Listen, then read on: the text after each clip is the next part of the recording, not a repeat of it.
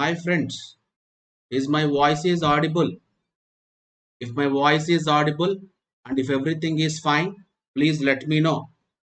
Right? Yes. I just want to know how many of you people are in online. If my voice is audible and if everything is clear, please say yes so that I will understand. Right? Okay. Okay, bros. Okay. So I hope let me see how many of you people are online and who are them. Okay. Second. Okay. So coming to today's session, the today's session is completely on limit state of flexure. Uh, we will complete in this today's session. If possible, we will complete. If time permits, I will also complete doubly reinforced sections. How to design for doubly reinforced beams. We will tackle in this section. Okay, right. Okay, before I start the session, I just want to convey a big hi to all of the brothers and sisters who are on the online. Hi, Vasan Sai. Hi. I hope my voice is audible, right? Right? Okay. If my voice is clear, please say yes. Okay, right. And before I start the session, I just want to convey, please, if you're a serious aspirant of GATE or ESE or any other competitive examinations, then I can recommend you to install this Unacademy learning app.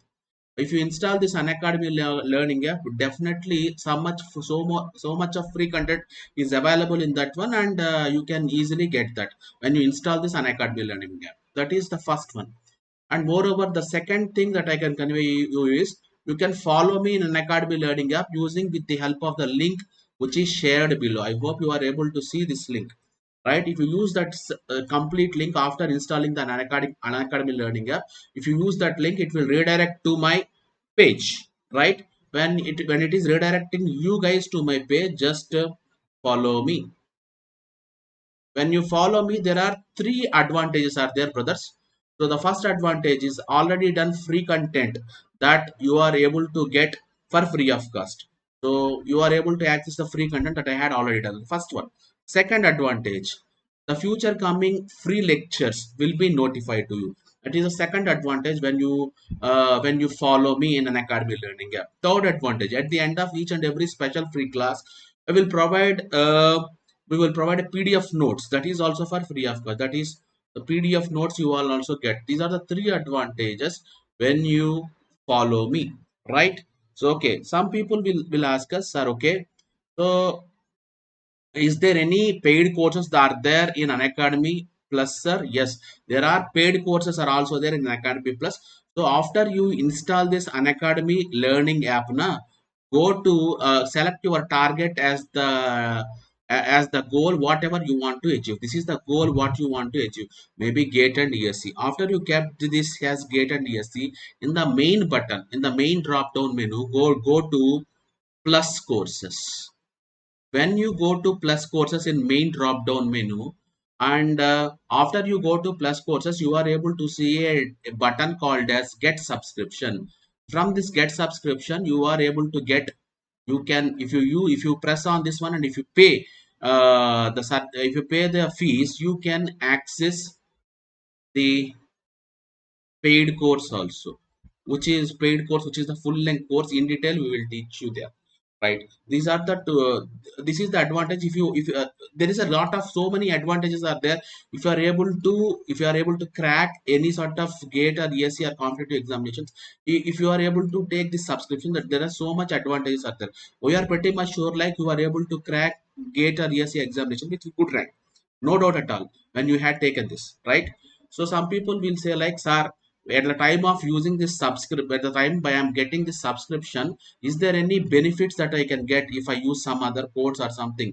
Yes, brother, definitely you are able to get you are able to get 10% discount when you are able to use this code VT10. You type this code VT10 to get 10% discount on all the courses in an Academy Plus.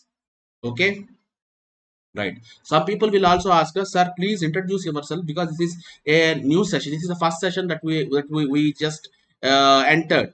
so we don't know about you. So in such cases, I am Venkata Tilak.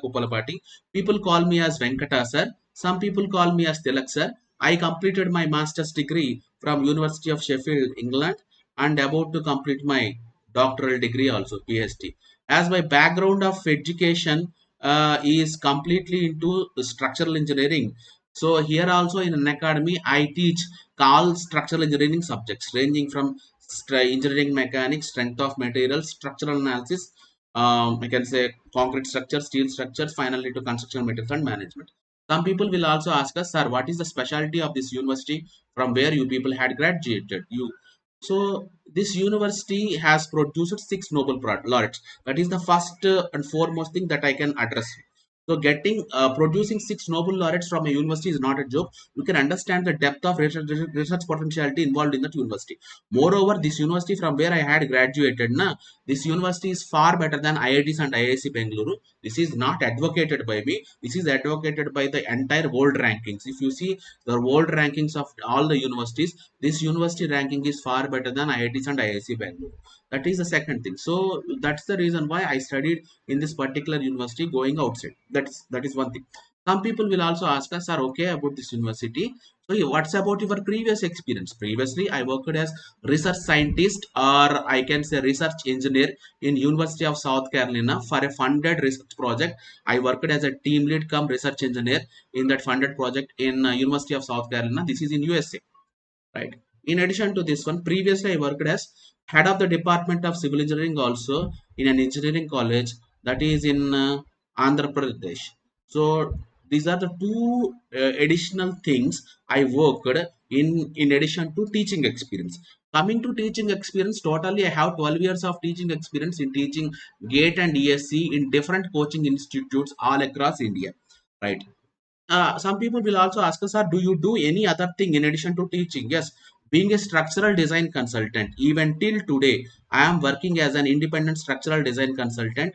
I personally provide structural drawings to my clients and I provide material testing reports to my clients. These are the two things I do in addition to teaching, right? So these are the advantage. This is my brief profile, brother.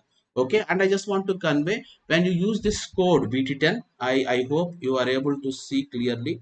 When you are able to use this code BT10, definitely 10% discount will you are able to get in on all the courses ranging from 6th standard to PG standard in Unacademy Plus platform. So which is in the paid courses of Unacademy, right? So some people will also ask us, sir, how to install this Unacademy learning app, sir? So can you say that one? Yes. So go to Play Store. I hope you can say go to Play Store. After you go to Play Store after you go to Play Store in your smartphone, just type this name Unacademy learning app. When you type this name Unacademy learning app, you are able to see a championship type of trophy type of symbol will be visible to you in this way. You install that. When you install that one, you are able to see definitely a screen which is on the right hand side, which I am showing here, right? Are you able to see the screen? So in this screen there are two things. This is the main button. So in this main button here, if you want, I hope you had installed.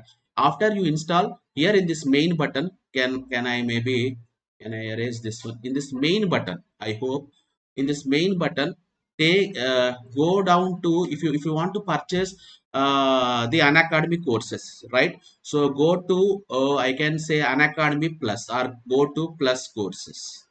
After you go to Plus courses, if you want to subscribe for that course, paid course, then go to subscription to get the paid course. Go to subscription, and if you press the go to subscription, use code, I can say, use code VT10 to get directly 10% discount on all the courses in Unacademy learning app, which is in Plus courses, right? This is the thing how you can so by the time while you are paying, that it will ask you like, can you pay by credit card or debit card? So there are so many payment options are there, and moreover, in addition to so many payment options, the monthly wise installments are options also there. So whatever may be appful to you in terms of finance, you can opt for that one, right? So but don't forget to use this code VT10. If you forget to use this code VT10, then definitely you will pay 10% extra. So please be aware of that. Use this code VT10 and get 10% discount, right? So now some people will also ask us, sir, okay, we are able to this you teach us the procedure how to buy the course. Okay, now the question is, sir, you are saying one more thing, like, so you are asking us to follow you also. How to follow you instead of this link? Is there any other thing to follow you? Yes, after you install this Unacademy learning app, na, how to follow me? How to follow? So go to this main button. In this main button, go to free courses. After you go to after in this drop down menu, after you pick free courses, in this search button, you can type my name, Venkata Tilak Uppalapati. When you type this name, Venkata Tilak Uppalapati, directly my profile is visible to you. When my profile is visible to you, you are able to follow me. Follow me. When you are able to follow me, I hope you know what are the advantages that I already mentioned. So that's the thing, how you can follow me and how you can purchase a course in an academy plus platform also. Both the things I mentioned, right? Yes. Some people will say, sir, if I had purchased the course, if I had taken subscription, paid subscription in an academy plus, what are the advantages that I will get?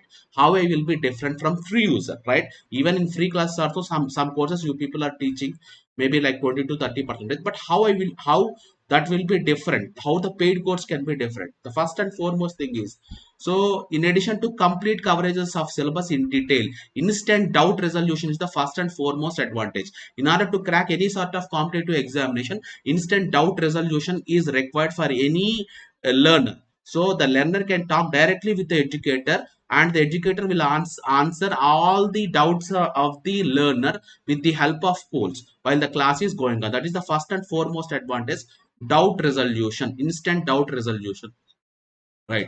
Second one, I can say, so second thing I can say is, in addition to instant doubt resolution, in order to crack any sort of competitive examination, test series support should be there. If there is test series support, the I can say the students can write the tests of mock test, daily wise test, grand test, subject wise tests, quizzes, and all these things, which will make them ready to enhance their performance, and that will also understand the students at at what level they people are when compared to the topmost students of an academy, and they can understand and they can analyze their performance in terms of marks.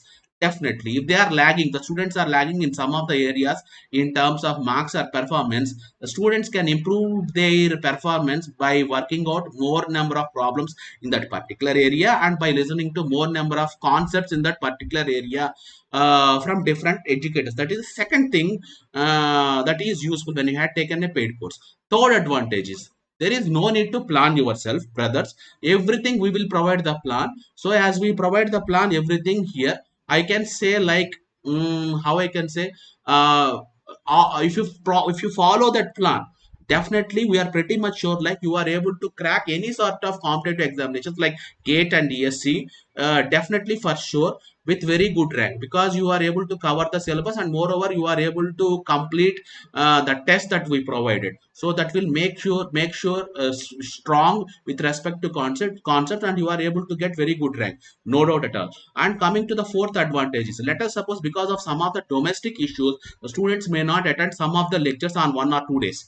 In such case, the same lecture will be provided access to the student, definitely in terms of recorded version, maybe by a smartphone, maybe by a tab, or maybe by a PC, depending on the comfort of the student, definitely. So the student can watch the same recorded version for n number of times, depending on the duration of subscription. For 2 years, he or she can watch the same recorded version for n number of times, right? So like that I can say.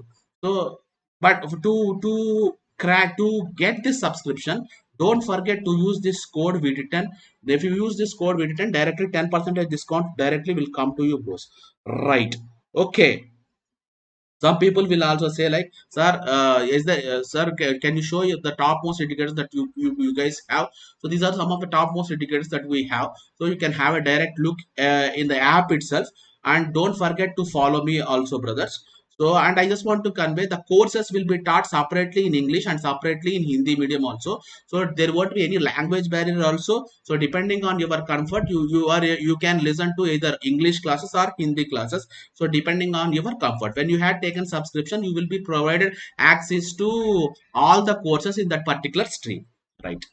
So some people especially will ask us, sir, especially in GATE and ESE civil engineering, how many courses you people had launched in an academy? Totally, we people had launched till now 8 courses in an academy, in an academy plus, right? So out of these 8 courses, few courses are in English, few courses are in Hindi, and a few courses are long term batches and few courses are short term batches. When you had taken subscription, you will be provided access to all the courses that are launched in that particular stream, no doubt at all. And if you had taken 2 years of duration, within the 2 years of duration, whatever may be the courses that will launch in the 2 years duration also, for those courses also definitely you will be provided access. That is the greatest advantage when you had taken subscription, which we people call it as structured courses, right? So I can say, don't forget to use this code VT10. So when you use this code VT10, directly or definitely 10% discount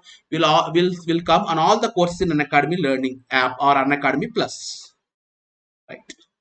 Some people right now will ask us, sir, come to the financial terms. Coming to the financial terms, for 12 months course, the cost is 27,225. For 18 months course, the cost is 34,650 after 10% discount. For 24 months, the cost is 39,600. To get to pay all these ones, even the payment can be done in terms of monthly installments also, brother. Don't worry. Okay, so please be aware of that. Monthly installments possibility is also there, right?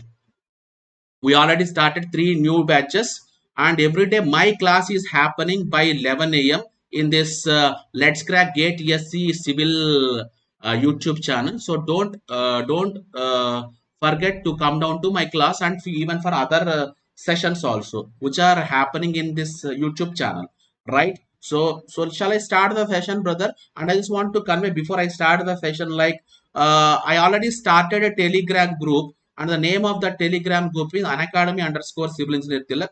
So don't forget to subscribe to this Telegram group. When you come to this Telegram group by using the link which is given below, I hope you can see this is the link that is given below. When you press down this link, you are able to come down to my Telegram group. In the Telegram group, if you had any doubts, you can post your doubts, and I will solve all your doubts. If it is a if it is structures, if it is a structures subjects, if it is a non-structural subjects, other faculty will resolve your doubts, okay, on the same channel, right? And I can convey, like, don't forget to subscribe to this Let's Crack Gate and ESE channel, as you are getting most of the free content for free of course. That is one thing. And don't forget to press our bell icon also. So shall I start the session, bros? Okay, let me start with limiting percentage of steel. I hope in your previous class I completed, like, I completed a singly reinforced section design problems and analysis problems, and some more the remaining in the same singly reinforced or in the same limit state of flexure. If you see some more, I can say some more concepts of caudal provisions are remained.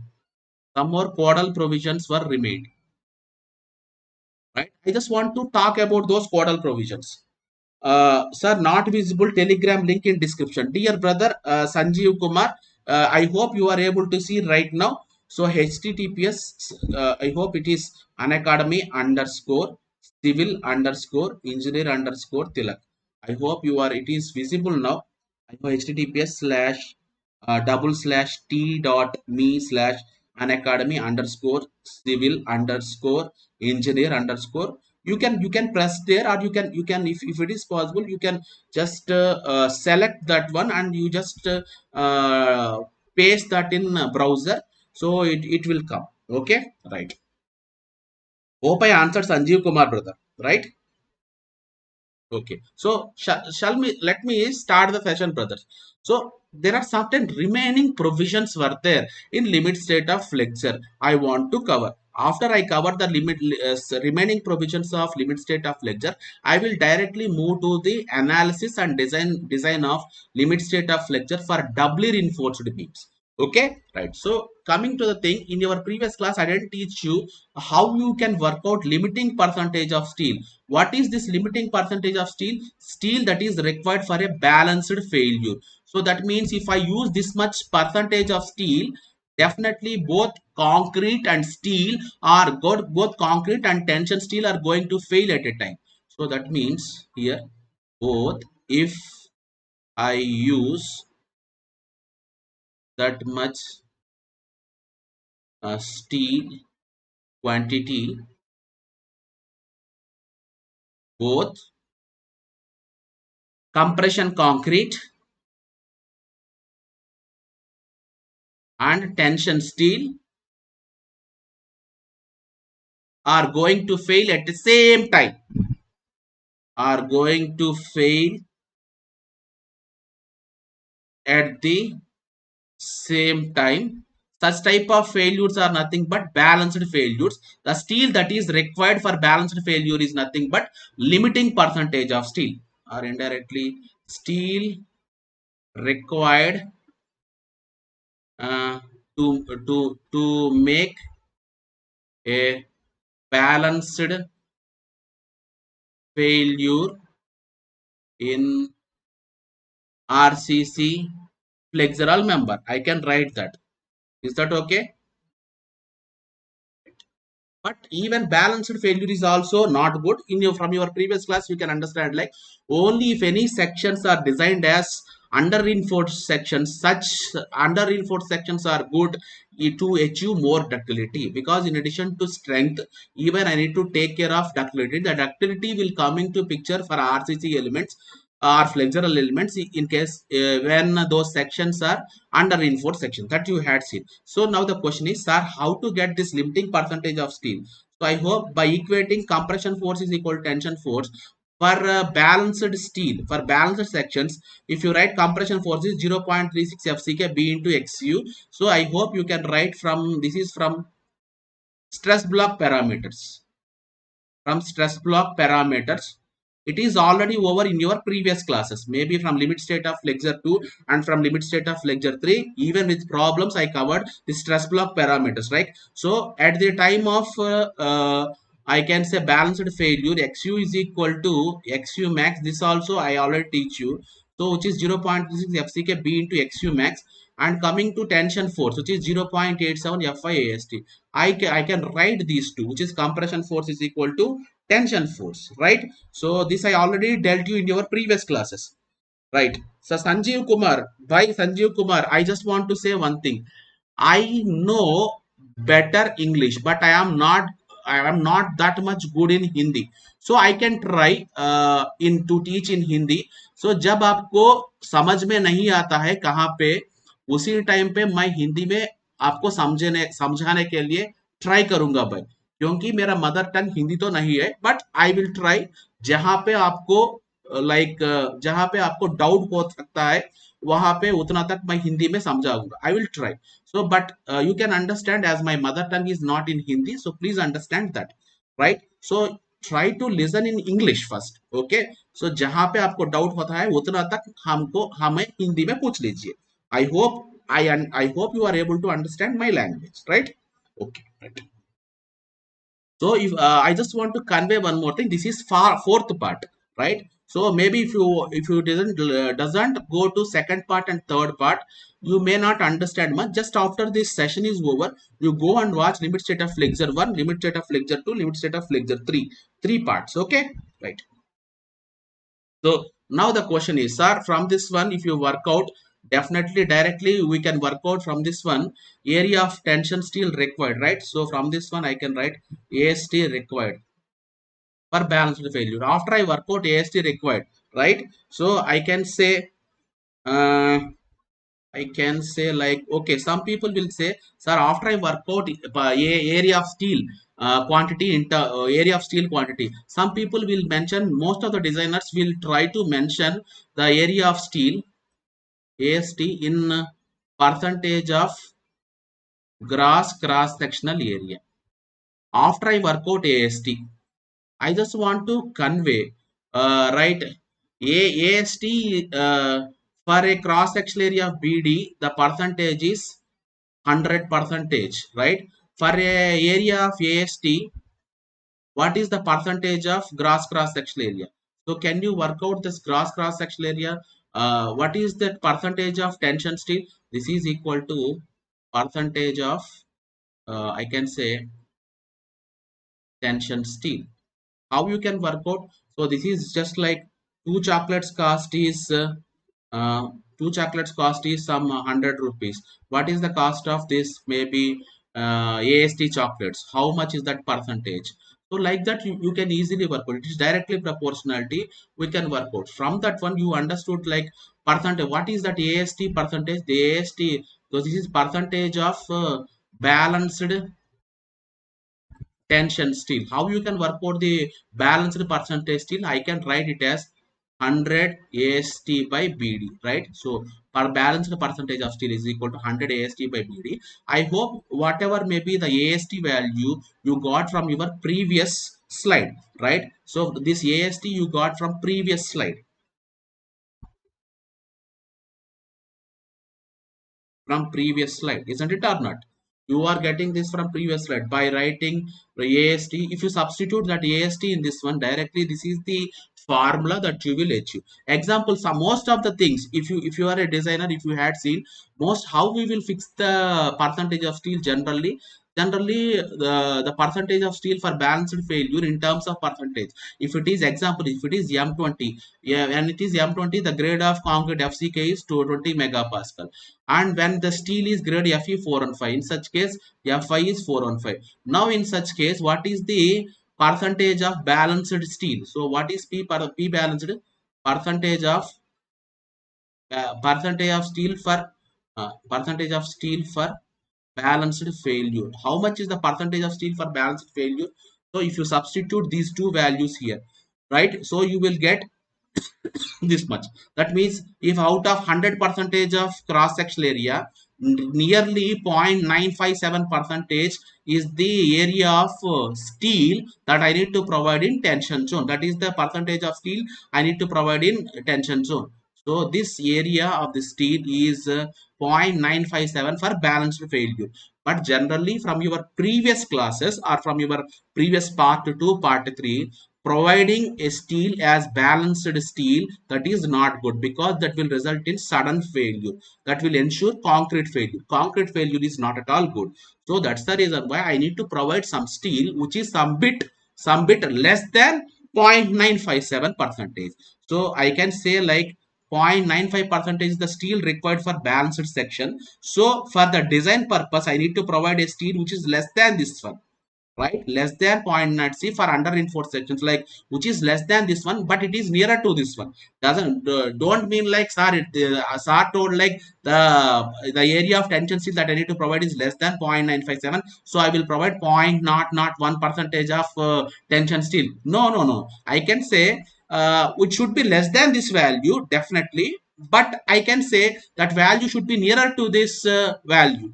I mean to say for under reinforced, so what is the nearest value which is nearer to this 0.957 but less than this one? Maybe like roughly nearly equal to 0.9 percentage. That much area of tension steel you try to provide. That will result in the failure. That will result in under reinforced section.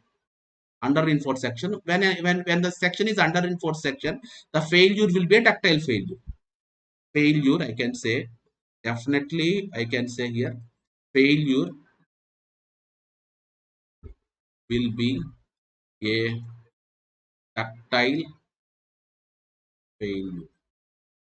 Failure will be a ductile failure. So that's the reason why we always try to provide under reinforced sections. Okay, is that okay, Sanjeev Kumar brother? Right, Vasant Sai or any other persons who are on the online. So can I move to the next slide? Is that okay?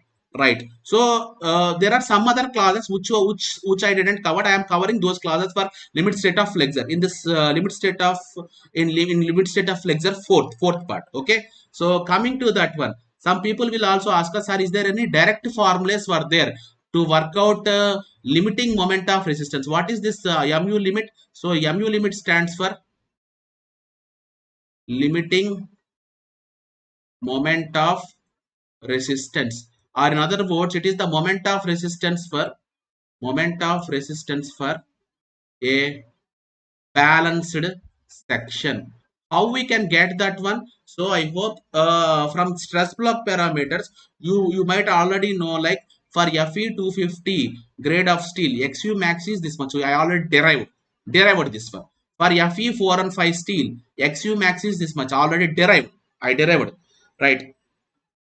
Sir, which method is best for steel providing in beam except percentage method? This percentage method is best, brother. Always try to keep the steel generally which is some bit less than that per limiting percentage of steel. That's how designers generally, we in practice we will provide. If you want to provide generally, you can work out by taking it as a balanced section and you can work out. That is a hectic thing, right? So try to work out with the help of this percentage. If you are not good in terms of percentage, let us suppose say if I say 1% of cross sectional area, brother, 1% of cross sectional area, how much is the area of tension steel that I need to provide? 1% of 1 by 100 times of cross sectional area. What is cross sectional area? Maybe I can say what is cross sectional area of concrete? So I can write B times of D. I hope don't you know this B and D? Don't you know this B and D? The width of the width of the beam may be some 230 millimeter. Depth of the beam you will also fix, right? So the depth of the beam may be some 400. So within this section size, how much is the area of tension steel that you need to provide? If I say this 1% of cross section area, this I can fix this steel some bit less than balanced steel, right? So like that, you try to provide the steel some bit less than the balanced steel. That itself is sufficient. If you are keep on doing the calculations, you cannot become a designer. So the thumb rules are, always you should be able to work out the balanced steel. Try to keep some bit steel less than the balanced steel. That itself is sufficient. That's the way generally we designs. Okay, right. Now coming to limiting moment of resistance. How we can define this limiting moment of resistance? It is the moment of resistance for a balanced section. So if you want to work out moment of resistance for a balanced section, I hope for moment of resistance for balanced section, over reinforced section or under reinforced section, the fundamentals is always from compression force into lever arm. So compression force, which is 0.36 FCK B into XU, lever arm into D minus 0.4 to XU. But here for balanced section, XU is equal to XU max, na? So try to use XU max here. When you use XU max, try to use this XU max value in terms of D. Then for F, this is the answer for limiting moment of resistance answer for Fe 250 grade. Similarly, you can work out the limiting moment of resistance answer directly. You had derived this one. Generally, these values can be memorized. For Fe 250, if I say directly, this is the MU limit. You can write MU limit for MU limit for Fe 4 and 5. You can write this one. MU limit for Fe 500 grade. You can write this one.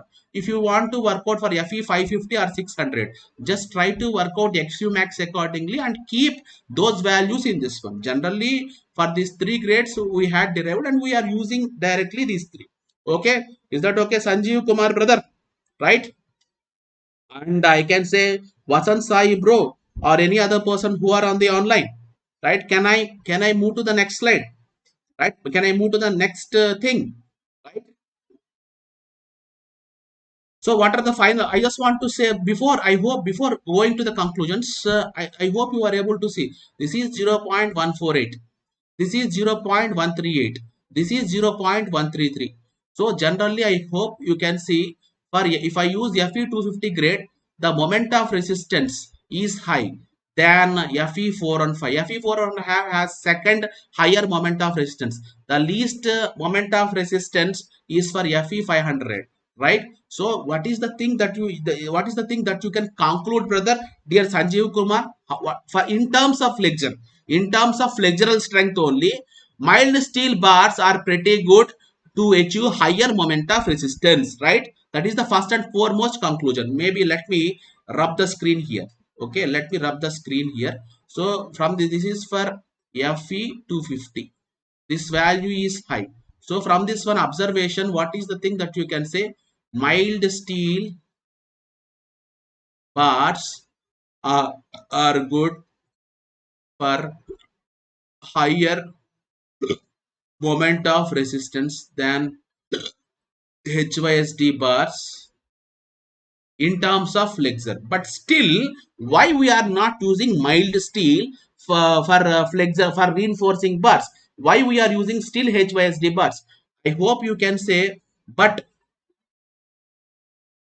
still we use HYSD bars in reality.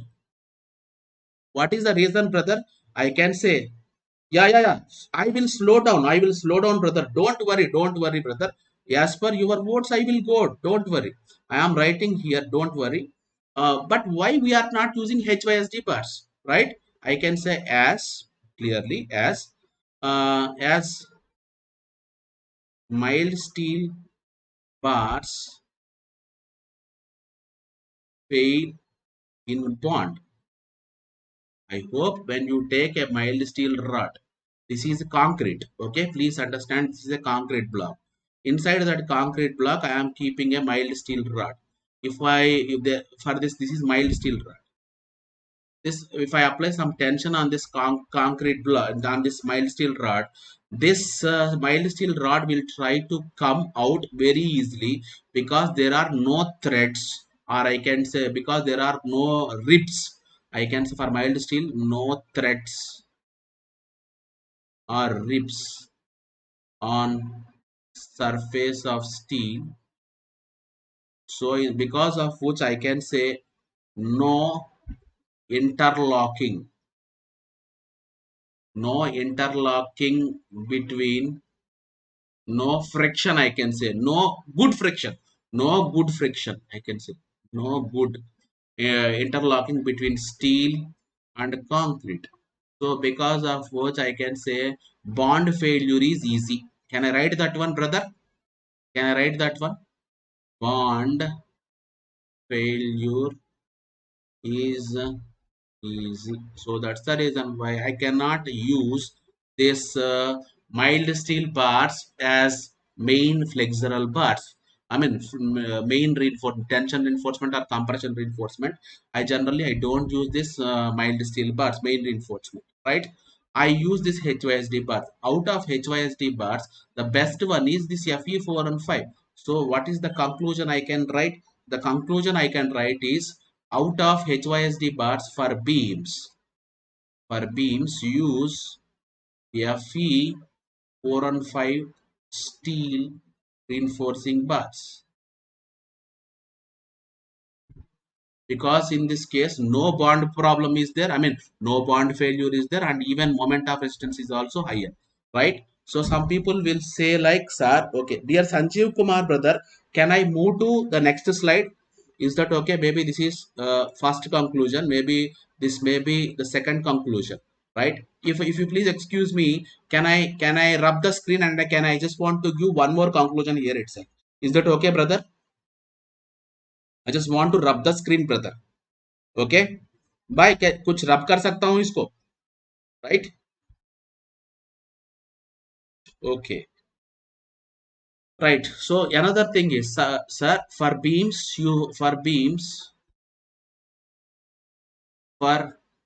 main reinforcement or longitudinal reinforcement, right? What is the thing that I can use Fe4 and 5 steel, right?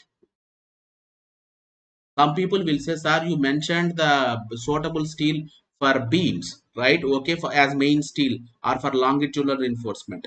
Now for columns, you tell me, out of these three, what is best for columns? I hope you know columns. In columns for longitudinal steel,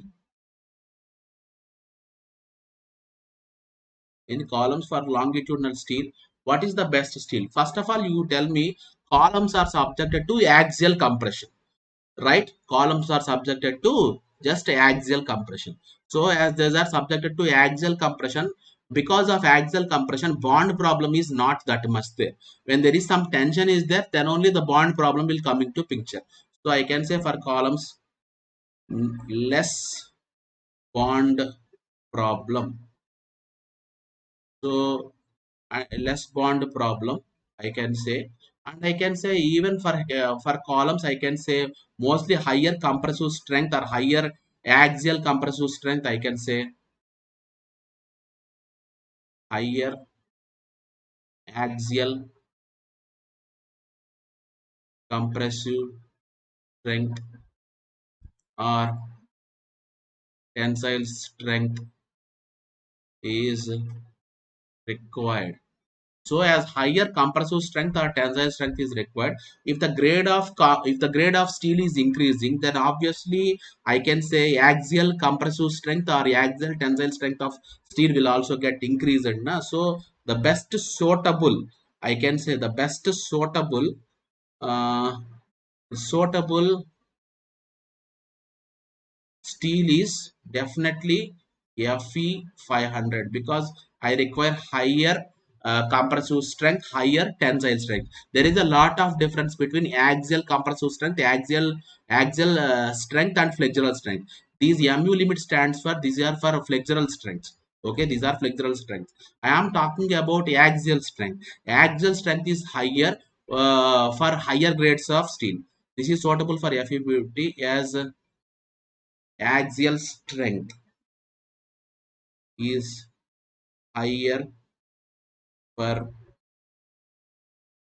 higher grades of steel. Is that okay? Right. These are the conclusions that I can draw. I can write indirectly. Right. If you whatever the understanding thing we are saying that with the help of a note. These are I can write as notes. Right. So if you please excuse me, I need to teach you even about if you take especially SSC JE or maybe other JE exams. Most of the questions will be about, sir, what is the minimum percentage of reinforcement that I need to keep in beams, and what is the reason I need to provide that minimum percentage of tension reinforcement in beams. Right? What is the maximum percentage of reinforcement in beams I need to provide, and what is the reason about that one, right? So such type of codal provisions I need to teach you, like, sir, what is the minimum cover I need to provide for beams, for columns, for slabs, for different structural elements. So some codal provisions, those are very much mandatory, especially in any sort of competitive examinations, right? Even for GATE or ESE, in terms of 1 mark questions, match the following sessions. That is yes, sir, how to memorize codal provision, dear Kerwas channel. I can say one thing, when you are doing this stuff, right? When you are doing this consultancy stuff, now definitely you are able to memorize one thing, right? And even if you can see, there is one more book called as uh, commentary on codal provisions of IS 456. When you refer to that commentary on codal provisions of IS 456, definitely. So in that one, the derivations of these will also be inserted. So memorizing is just the thing is, if you are able to practice, if you are able to design more and more, then intentionally or unintentionally such formulas will be in your mind. Okay, right? Yes, yes, yes. Dear Sanjeev Kumar, I will do a numerical problem, brother. Please wait. Please wait. Dear Sanjeev Kumar, if you see, dear Sanjeev Kumar, especially in your previous session, I already worked out how you can work out this MU limiting moment of resistance using the fundamentals of compression force into lever arm. Using these basics, I worked out the limiting moment of resistance. So if you are expecting me to work out limiting moment of resistance, I can recommend you, like in your previous 2 classes, in limit state of flexure 3 especially, complete 2 hour session, I worked out all the problems. I worked out all. If you are expecting only the problems, all the problems were already over in part 3 in flexor in limit state of flexor part 3. It was already over. I completely screwed up all the problems. For 2 hours, I completely worked out the problems. So you can do the numericals, but this is how you can work out the as a formula. This is from the basics I worked out there. This is the shortcut derivation formula I am using. So generally try to, if maybe I can say, shift to C. 1 second. If you are expecting me Yes, yes. 1 second. 1 second. 1 second, brother. Yeah, some people will say, sir, what is the limiting moment of resistance? If they expect a limiting moment of resistance, they will give you FCK, maybe 20 megapascal, right? And they may give the width, B is the width will be given, D is the width that is given. So, and the grade of steel like Fe 250 or something, then you are free to use this formula. Just substitute this formula. This FCK is 20, the width is given, D is given. So, from this one directly you can work out, right? Kerwas channel, dear Kerwas channel, last month preparation.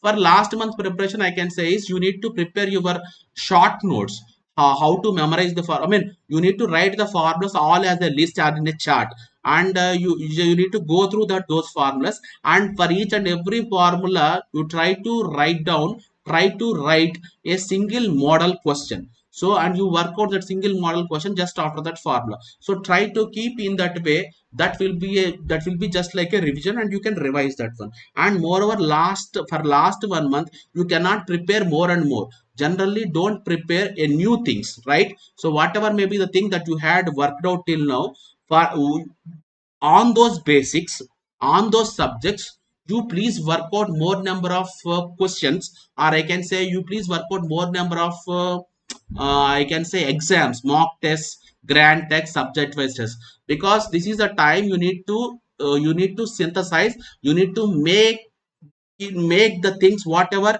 you learned in a concrete way. So writing more number of tests is important by this time. So whatever may be the thing, whatever may be the failures, that you should learn only from writing examinations. So whether you are able to crack those questions or not, so from examinations try to work out the things. So try to work out the things.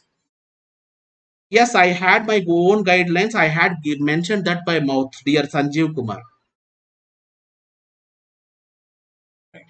So this is the conclusion, right? So some now question. Now the another question is, especially in SSC JE or JE examination, or even in GATE examinations also, like this example question was given. So what is the sir? What is the minimum reinforcement I need to provide in beams? In beams, what is the minimum reinforcement that I need to provide in beams if I don't provide this much minimum reinforcement? Especially my brother Sanjeev Kumar or Kerwas channel will ask us, sir, if I don't provide this minimum reinforcement in beams, what will happen? The failure of that beam will be sudden. That means the beam will behave just like a plain cement concrete. I hope you know, for plain cement concrete the failure is just catastrophic failure, sudden failure, जल्दी से fail हो जाता है. There is no warning, right? As there is no warning in such cases, so to avoid sudden failures or abrupt failures, I need to provide minimum percentage of steel. I need to provide some minimum quantity of steel. Now the question is, sir, how to what is the equation, or from how I can work out that minimum percentage of steel? So if AST minimum is the minimum percentage of steel, so from this equation AST by BD is equal to 0.85 by Fi. Using this equation, this is the equation from which I can work out the minimum percentage of steel. What is this AST minimum? AST minimum stands for minimum steel area required, minimum steel area required to avoid sudden failure. So if I want to mention, generally our interest in designs are, we will generally say quickly. If I want to say everything, we will say in terms of percentage of steel, percentage with respect to cross sectional area. So if BD itself is cross sectional area, so AST minimum by BD into 100. If I write, I hope BD is the cross sectional area. Cross sectional area is 100%. What is this AST minimum? What minimum AST minimum is how much percentage? So how you can write that one? AST minimum by BD into 100. So I can write this is called as P minimum, minimum percentage of steel. So which is minimum percentage of which steel? I can say minimum percentage of tension steel, minimum percentage of main steel or longitudinal steel. Minimum percentage of longitudinal steel in beams, right? So in such case, that minimum reinforcement. For example, if the grade of you, let us suppose you are using, I can say Fe415 steel. If you are using Fe415 steel, what is the percentage of minimum percentage of reinforcement? You can use this formula. I hope you are able to see this round, which is 0.85 by Fi into 100. This is the final formula, which is directly we can write 85 by Fi is the answer. So generally, if you are using this direct formula, P minimum percentage of steel in beams, the answer directly I can write is 85 by Fi. This is the answer directly we can use, right? 85 by Fi. So coming to that one, if I write 0.85 into 100, 85 by Fi is 400. The generally you will get 0.205. Let us suppose if you got P balanced percentage of steel is, I can say, like 0.905, right? So and minimum percentage of steel is P minimum is 0.205, right? So generally you try to keep, so try to keep P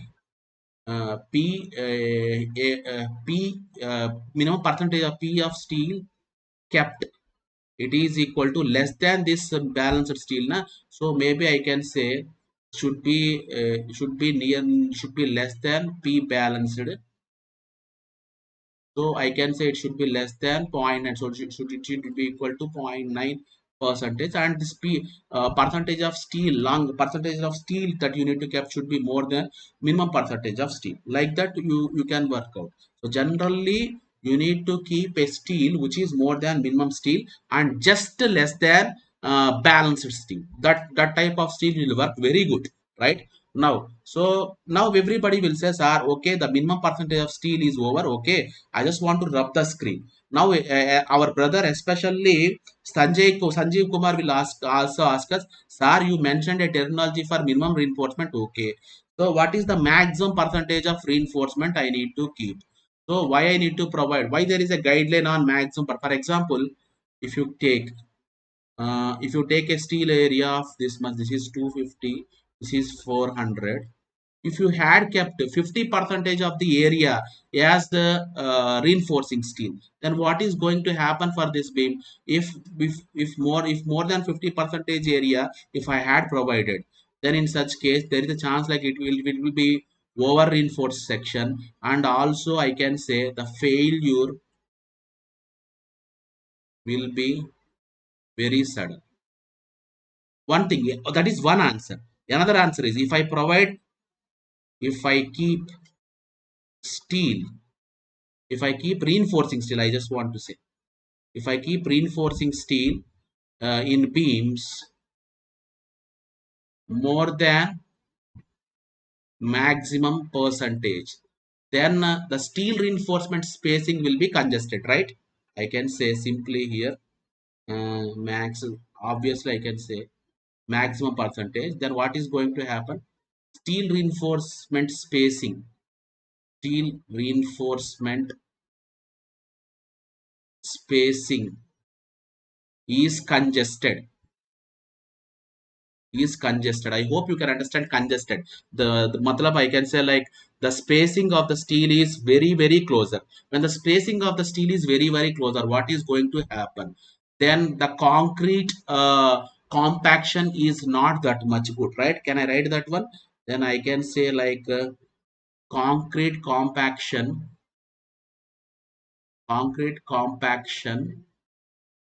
and removal of voids is difficult. So in such case, as the concrete is weakly compacted, right? In such cases, the concrete can fail suddenly, right? Concrete fails. Failure will be definitely in concrete. Concrete fails suddenly because of more voids. So that's the reason why by the time you are providing the steel area, try to provide the steel area even less than the minimum reinforcement. I hope if you take a RCC section. There are two zones are there. One is tension zone, right? Sir, minimum steel reinforcement is 0.9 beam. Dear, I didn't say that one. How I can say that one? The minimum steel reinforcement in beam is, you can work out clearly. I hope whether you are able to follow me or not. It is worked out by using this formula. The minimum percentage in steel is 85 by F5. This is the minimum percentage in steel. Using this formula, we can work out. I am talking right now about maximum reinforcement. Okay. That minimum reinforcement percentage, for an example, if I gone for FE4 and 5, I got that answer is 0.205 percentage. I can convey one thing. The percentage of minimum reinforcement that I need to provide for a section is dependent on grade of steel. So it depends on grade of steel. So this minimum percentage of reinforcement depends on grade of, for different grades of steel, that minimum percentage of steel will also vary. I hope clearly you are able to see. It is dependent on F5, isn't it or not? So minimum percentage of steel is different, balanced percentage of steel is different, and maximum reinforcement, maximum percentage of steel is different. There are three different things are there. In your previous slide, I talk about balanced percentage of steel. This is balanced percentage of steel. I hope you can see limiting or balance. This is percentage of steel for balanced failure. That is different. Percentage of steel for minimum percentage of steel is different. Maximum percentage of steel is different, and percentage of steel for balanced failure is different. Three different things are there, right? Okay, let me just. So can I rub the screen here, brother? Dear Sanjeev Kumar, can I rub the screen here first? So let me erase all ink on the slide. Okay, let me erase. Now the question is, sir, what is that maximum reinforcement? Before I tackle with respect to maximum reinforcement, if you take I am talking about maximum reinforcement in beams. If I take a beam cross section, maybe I am talking about beam cross section. So in this beam, generally this is maybe compression zone I can write, and this may be tension zone. Generally, the reinforcement is mostly kept in tension zone. But after tension zone, after the reinforcement is maximum in tension zone, if I want to keep some more reinforcement, that the next level of reinforcement will be kept in compression zone. When reinforcement is both in tension zone and compression zone, then in such cases, such beams are called as doubly reinforced beams. Okay, no doubt at all. That is for sure. Now the question is, sir, what is the maximum percentage of C? Uh, I can say maximum percentage of beams, maximum reinforcement in beams in tension zone. In tension zone, area of tension steel, AST, area of tension steel, maximum percentage. It is 4% of cross section area. How you can write? AG stands for here, AG 4% of gross. AG stands for cross section area. How you can write cross section area? 4% into 4 by 100 into cross section area. I can write this is maybe B, this may be D. So B times of D. This is how I can write. This is the area of steel that I can keep at max in tension zone. If you keep area more than this tension zone, right? If you keep more area than this AST max, the spacing of this reinforcement will be more congested. Then there is a problem for compaction. And again, if you do in that way, the failure of the concrete will be sudden. So I try to keep the maximum reinforcement in the beams with this maximum value, AST max. Now some people will say, sir, this is in tension zone. Similarly, there is a chance like I can also keep some maximum value of reinforcement even in compression zone also, na? Right? So I can say like, I hope you are able to see 1, 2, 3, 4. This is in compression zone. So yeah, how much reinforcement maximum can you keep in compression zone also? Even in compression zone also I can keep. So in compression zone, how much is the percentage of tension steel? How much is the percentage of compression steel I can keep in beam? Yes, area of steel in compression zone. ASC. This is also 4% of cross sectional area. Generally we can write that one.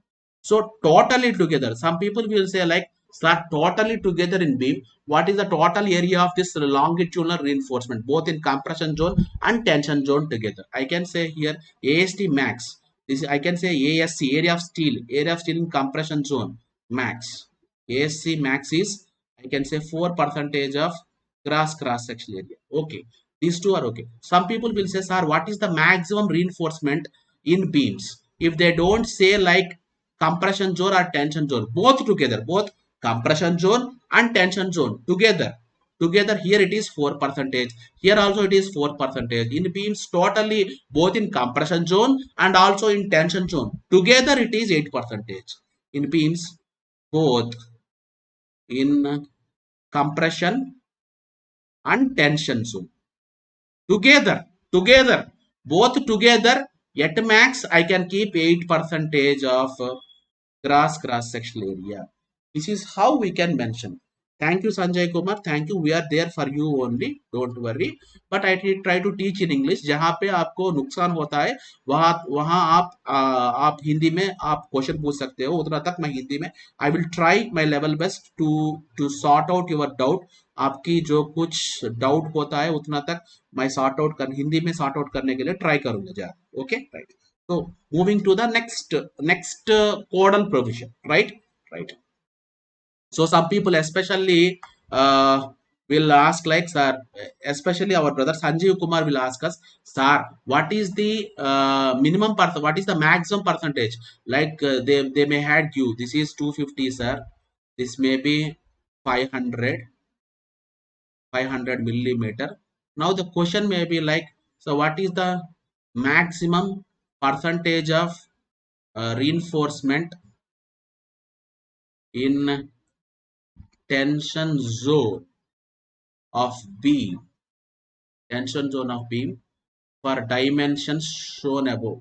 So what will be the answer? 4%, 4 by 100 times of cross sectional area. This is B and this is D, right? So you can write 4 by 100 into 50 into 500. Some value, I am not bothered about value. You can do that calculation and you can pick that type of answers. Such type of questions can be asked as 1-mark questions. Is that okay? Now the question is, sir, you told about the minimum reinforcement for beams, maximum reinforcement for beams. Now the question is, sir, like especially in case of columns. In case of columns, what is that answer? I can say like for columns, what is the maximum percentage of reinforcement? The maximum percentage of reinforcement for columns, AST max, or I can say for columns. I hope you can say the difference between a beam and column, right? For columns, the maximum reinforcement is, it is clearly, it is given as 6% of cross sectional area. Generally, people will ask us what is AG. AG stands for cross sectional area. Let us suppose if it is a column, for example, brother, if it is a column of dimension, the circular dimension, think, and this width is, it's a column I can take, and the diameter is 300 millimeter. So what is the maximum percentage of reinforcement as per IS 456 that I can keep for columns? So I can say ASC max, maximum percentage of longitudinal steel. What is the maximum percentage of this longitudinal steel that I can provide? So I can say maximum percentage of longitudinal steel I can provide is 6%, 6 by 100 times of the gross cross section area. How you can work out the gross cross section area of this circular section, brother? For a circular section, the gross cross section area, yeah, I hope this gross cross section area, this entire cross section area, I hope you can easily work out directly by writing, oh, 1 second, by directly by writing pi by 4 into diameters. So this is how you can write. Sir, where you live? I am from Hyderabad, brother Sanjeev Kumar. My Hyderabad se hu. Okay, right. I live in Hyderabad. And yeah, so I can say like when you that's the reason why some people will also ask us, sir, why there is a maximum limit on longitudinal reinforcement in columns? What is the reason? If I keep more longitudinal reinforcement, brother, I hope especially dear brother Sanjeev Kumar brother will know, like, sir, this is column, this is beam. I hope maybe here I can show. Sir, this is column, this is beam, it is here. I hope dear Sanjeev Kumar brother, you know, like, at beam column junction, more reinforcement is there in column and more reinforcement is there also there in beam. And this is, what is this junction?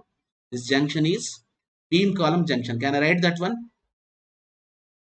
Beam column junction.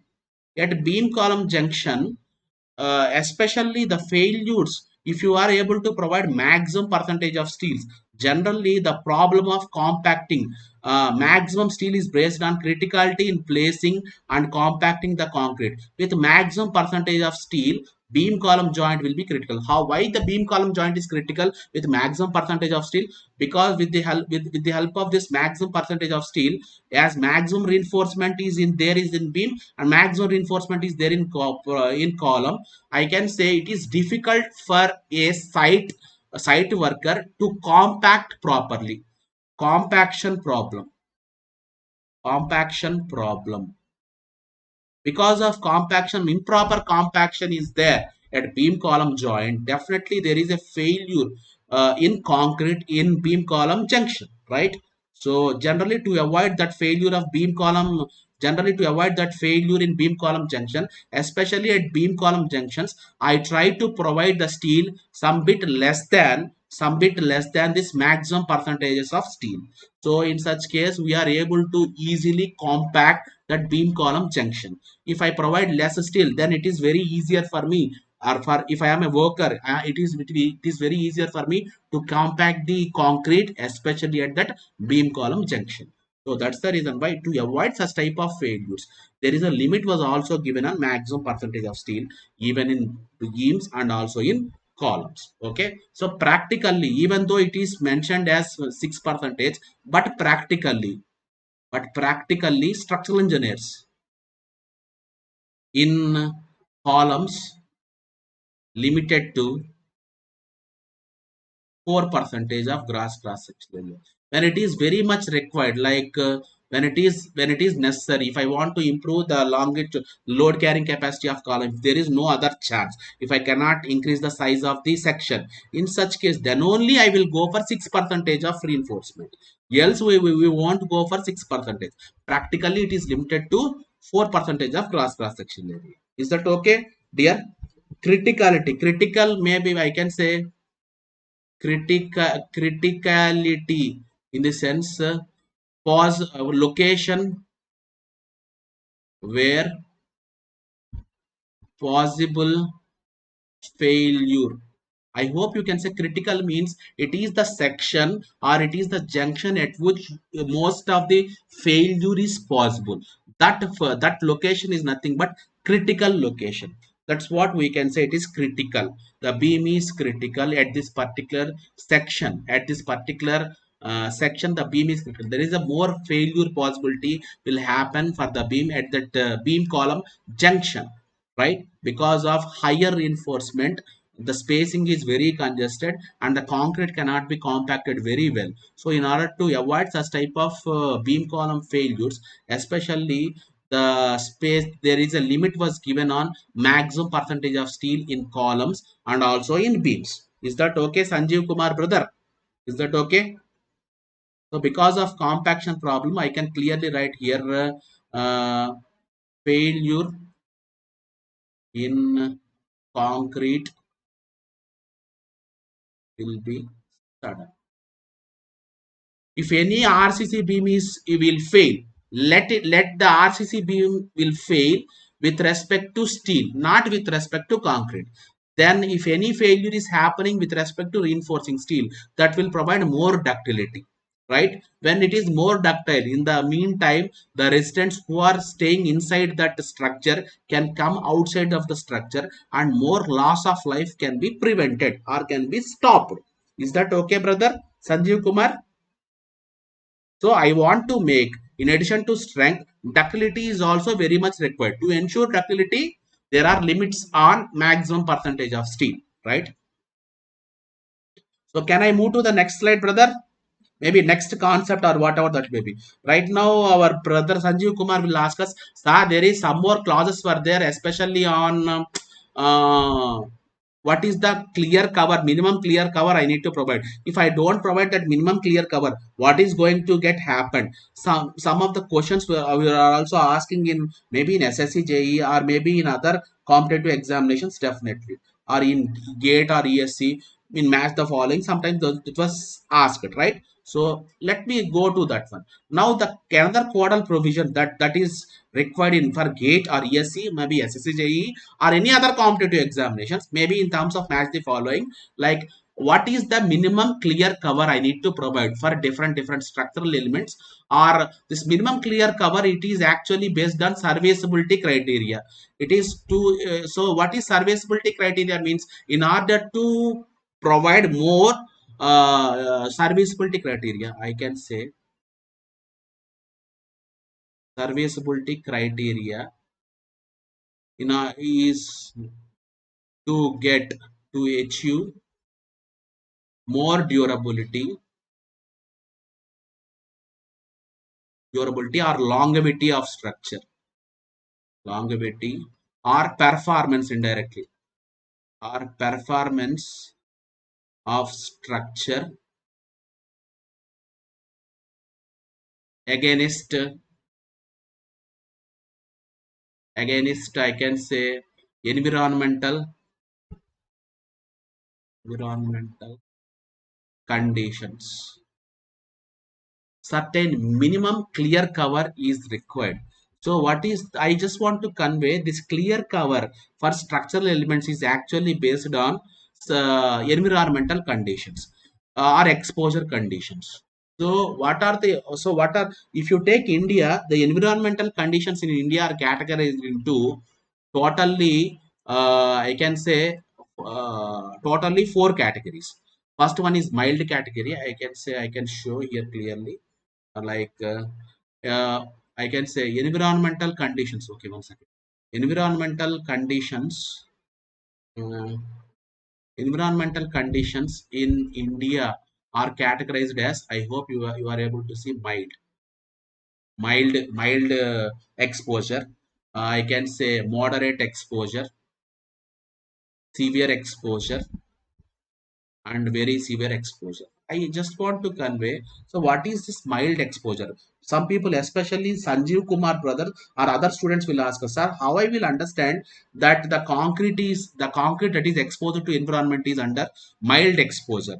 That is how I can say that one concrete surfaces. I hope you can take any concrete surface which is protected. Maybe I can say here, which is protected against, one second, which is protected against weather or aggressive agencies, weathering conditions like freezing and thawing, or any other aggressive conditions, like aggressive conditions like there is no salt water attack, there is no sulfate attacks. I hope you can say sulfate attack is their problem in concrete. From soil, sulfates can ingress inside the concrete, uh, because of which there is deterioration in concrete. So some aggressive conditions means, so because of which, because of some aggressive agencies, maybe in terms of some gases, or maybe in terms of some sulfates or chlorides, the concrete may be subjected to some deterioration. So except those situated in coastal area, I hope you can see coastal area means the areas near seashore, areas near seashore. For mild exposure, generally what is the minimum value of that clear cover I need to use? Minimum 20 millimeter clear cover I need to provide. Minimum clear cover is 20 millimeter for moderate exposure conditions. So some people, especially our brother Sanjay Kumar, will ask us like, sir, how you can understand that the concrete is subjected to moderate exposure, sir?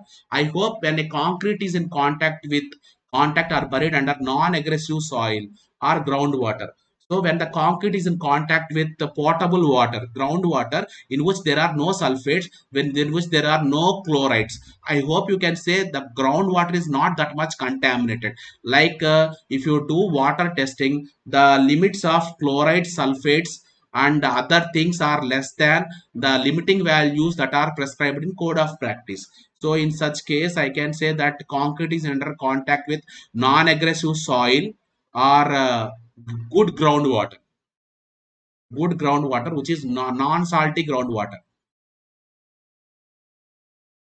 non-salty groundwater. In such case, I can mention that type of exposure is nothing but moderate. In case of moderate exposure conditions, generally I need to provide 30 millimeter minimum clear cover. I mean, this is the minimum stuff.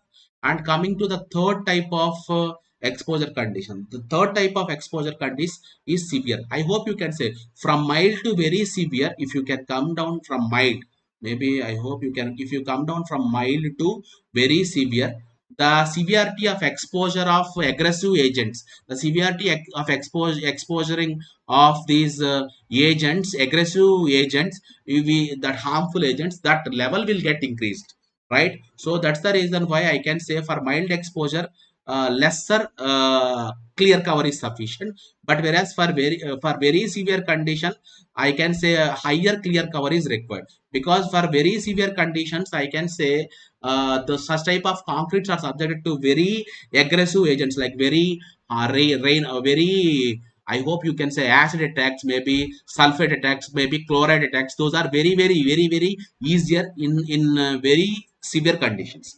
So I can say the third condition is severe condition. In severe condition, I can say the minimum clear cover I need to provide is 45 millimeter. Example, when especially our brother Sanjeev Kumar will ask us, sir, how I can understand the concrete is under severe condition. Example is buildings, especially in coastal area. I hope you can say what is coastal area? The areas which are very nearer to the seashore, which are along seashore.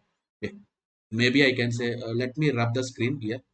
Uh, Coastal areas, areas along seashore. I hope you can say for Kolkata, Kolkata. I hope you can say seashores like Bombay. I hope if you can take Chennai, all these are all coming under seashore areas, right? So for those seashore areas, in that seashore areas, the minimum cover that I need to provide is I can say 45 millimeter minimum cover, right? So in such case, buildings in coastal areas are one example, and footings, or if it is not coastal area, at least footings that are touching soil, footings that touch the soil, either this category or this category comes under severe condition. Generally footings which is touching soil, generally if you take any soil, and if you take any soil sulfates are there. As in case soil sulfates are there, the sulfates can attack with sulfates can attack with concrete and can promote alkali aggregate reaction or alkali silica reaction, so that will deteriorate the concrete again. So in order to stop that one, so I hope in order to stop such things, if I provide if I cover more, if I provide more cover, then the ingress of these aggressive agents, it will take a lot of time to ingress inside the core of concrete. So that is the more advantage by providing more cover when the conditions are adverse, when the conditions are more aggressive in nature, right? So the last one is very severe condition, where I can say very severe conditions, I can say buildings on shore, or I can say constructions inside sea water, constructions inside sea water, buildings on seashore, I can say, are footings in critical salty soil. Footings here, it is footings which touch with the soil is normal soil, normal soil. If the soil, if the footing is touching critically salty soil, then the soil is salty soil, right? So in such case, the salts can ingress. I hope, what is the major problem with salt, like chloride contents? I hope if you take, if you take maybe this is a section, if this is more steel is there, this is salt. Salt, in salt the chloride content is there. If the chloride content can get ingress inside this concrete, and and if it is able to reach this reinforcement, this reinforcement will get corroded, right? So what is the major problem with salt? Problem with salty soil. If salt reaches, I can say reinforcement gets corroded, right? I can say simply corrosion is the problem. I can say simply, let me write reinforcement corroded. I hope you know corrosion. Corroded. In order to avoid corrosion, generally for our building purpose only, we generally use a water which is potable water. We will not use any salty water. If you use salty water, even though how good you had taken the construction, that reinforcement will get corroded. Then spalling of concrete is the most problem. In your olden days, maybe if you might had seen before 2000, if the constructions were happened generally, such constructions were done especially with the help of salty soil, salt water construction. In such cases, maybe you might have definitely seen such concrete will get spalled out, right? So you try to understand, like when you are using any sort of construction, when we don't use any salty water for construction. If you are using concrete in a salty water near seashore, right? Try to use potable water for construction, but provide more clear cover. Like minimum clear cover you need to use is 50 millimeter. When the cover is more, then it will take lot of time for this salt to reach this reinforcement. Then in such case, more durability will be there for more time. That's what is the conclusion that we can mention. Is that okay? Is that okay, brother Sanjeev Kumar? Right? Right? So can I move to the next maybe what I can say? Some people will say, sir, some of the questions were also asked. So you are saying this minimum covers with respect to environmental conditions. Some people will come and say like, sir, there are certain minimum what I can say minimum clear covers are there based on the structural element also, like for beams, for slabs, for columns, what is the minimum clear. So based on structural elements also, some minimum clear cover is mentioned in IS 456/2000. What are those, right? I just want to convey that. So coming based on structure, based on the structural element. So I can say for slabs, if you mention as per IS 456/2000, if you see for slabs, I can say there is one more thing is also there, like 15 millimeter. There are two answers are there. One is 15 millimeter and second one is 20 millimeter. I can say what is the answer is, when the answer is 20 millimeter, when the diameter of the steel rods, diameter of the steel rod that we provide for slab is more than or equal to 12 millimeter. In such case, the minimum clear cover I need to provide is 20 millimeter. Let us suppose in slabs generally we provide lesser diameter of steel, like maybe 10 millimeter, 8 millimeter bars are also used. I can use 15 millimeter is the cover, minimum cover for slabs I can use when the diameter phi is less than 12 millimeter for slab. The diameter of slab, when diameter of reinforcing bar in slab is less than 12 millimeter, then the minimum clear cover is 15 millimeter. People had a just like something like sir, columns is 40 millimeter. Sorry, it's a typo error. Column is 40 millimeter. It's a typo error, right? It's a typo error, right? Dear Sanjeev Kumar, for this one PDF you cannot get, but if you want, you can take the screenshot. Okay, I hope you can. I hope from your PC or from your mobile phone you are able to take the screenshot right now. So try to take the screenshot. It's not at all a big problem. In slabs there are two things. So whenever there are two conditions are there. So please understand. So depending on the diameter, there are two answers are there for slab. So please be aware. And in case of beams, the minimum clear cover is 25 millimeter is the minimum clear cover for beams. In case of columns, the minimum clear cover is 40 millimeter. Coming to footings, the minimum clear cover is 50 millimeter is the minimum clear cover. So this is how we can work, we can say, and I hope you can say about clear cover is this much. This is the clear cover. So I hope you are able to see the clear cover here. This is what is this clear cover, right? So how you can define the clear cover from the extreme? a layer to the nearest reinforcing bar or to the nearest stirrup, the extreme layer, the distance, this one is nothing but clear cover, right? So if you please excuse me, can I move to the next slide? Now people will also ask us, sir, you, it seems like you completed most of the clauses, but there are some few more clauses were also there, like especially in case of beams. In case of beams, certain side reinforcement is also required. I hope, I just want to convey one thing. When, what is the side reinforcement or skin reinforcement? Yes. What is the side reinforcement or skin reinforcement, brother? Especially for some of the beams. I can say for some beams are subjected to torsion or lateral torsional buckling. I hope when, for which beams the torsion is subjected to, generally I hope you can say end beams, edge beams, or in case of in if it is a T beam or if it is flanged beams.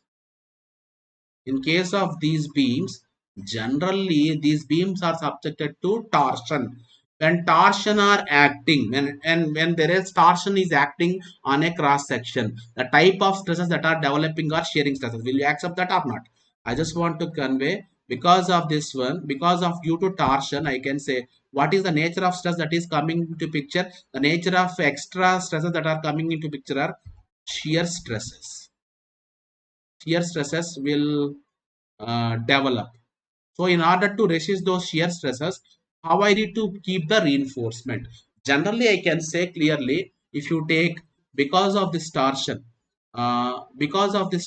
generally the shearing stresses are very high at the extreme ends, or I can say at the, as the distance of this layer is increasing from the center here. Because of this torsion, I can say here higher stresses are there, right? This is the variation of shearing stresses due to torsion. Variation of shear stress due to torsion. So due to torsion, I can say more and more shearing stresses exist at the extreme levels. I hope if I draw a line here. So from this CG, the extreme layers are maybe in this direction. In this direction, these are the direction in which, right? So if you, and moreover, I just want to convey how the variation of shearing stress is possible across the depth. I hope you know this is how the variation of shearing stress is possible. Maybe if you take if you take a rectangular section, brother, okay, this is how the variation of shearing stress across the depth. The shearing stresses are maximum at the neutral axis level, right? So I can say at the level of neutral axis level here, and from this neutral axis level, from this yy neutral axis, especially away from this yy neutral axis and nearer to this xx1, I can say more and more shear is possible. So that's the reason why, to resist more and more shearing stresses, so the reinforcement must and should be provided away from this yy section, on the faces, on the side faces. I hope clearly what are these called as? These are called as side faces.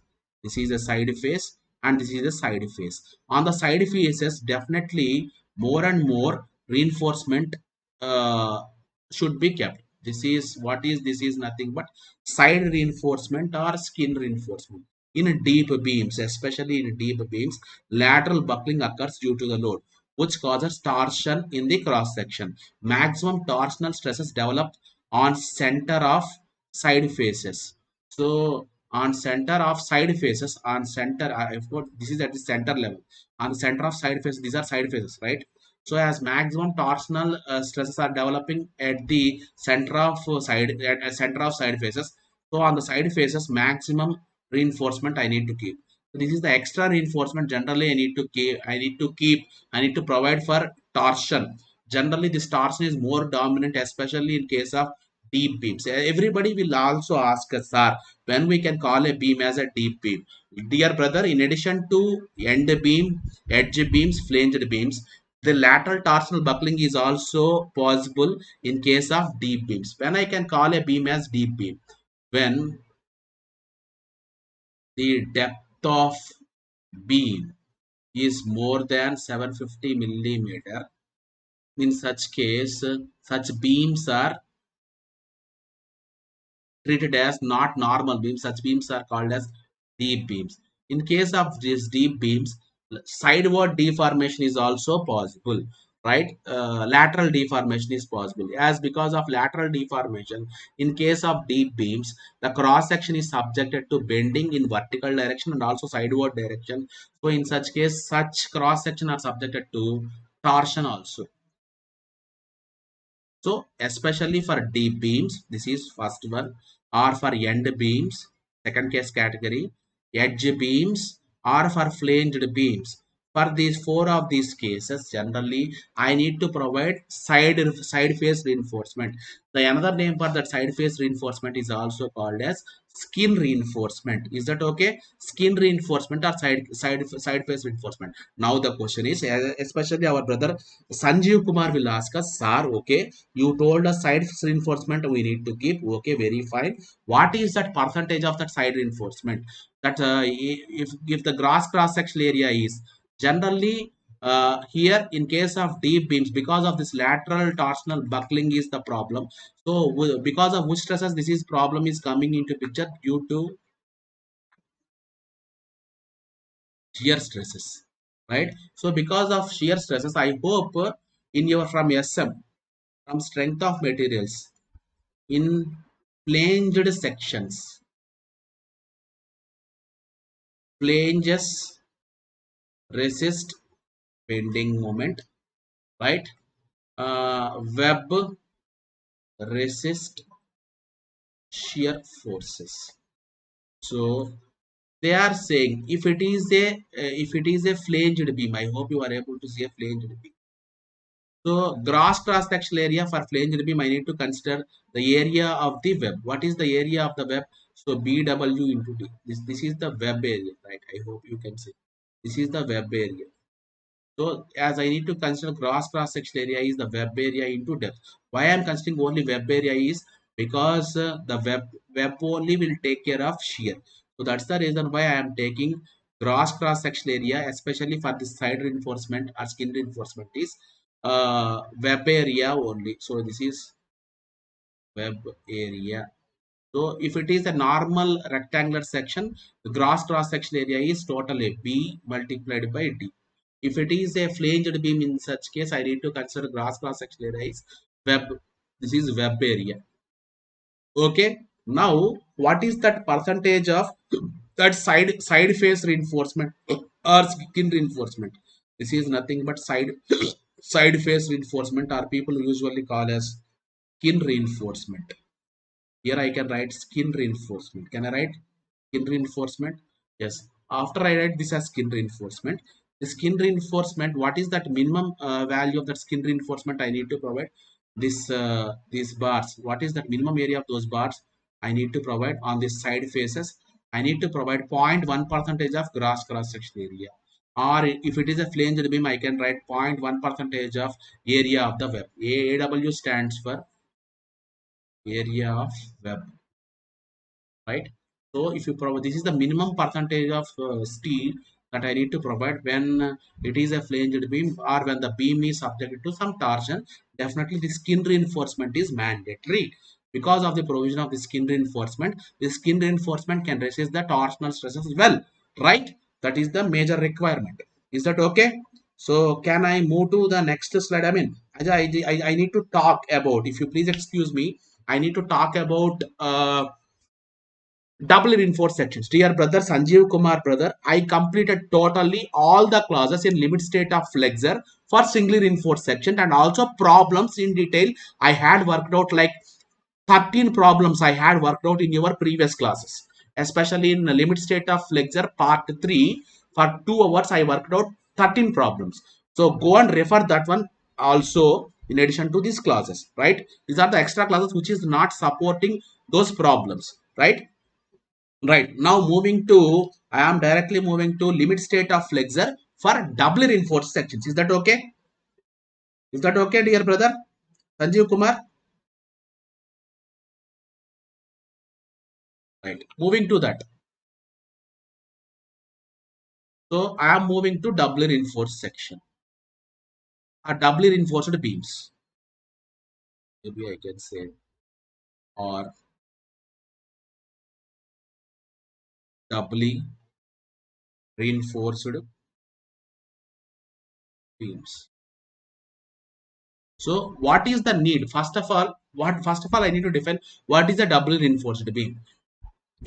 I can call a beam as doubly reinforced beam when the longitudinal reinforcement, when the reinforcement is, if this is a compression zone, if this is a compression zone, this is tension zone. When the reinforcement is both on tension zone and also on compression zone, in such case, such type of sections, such type of beam cross sections are called as doubly reinforced sections, right? So I can say doubly reinforced section when longitudinal steel in B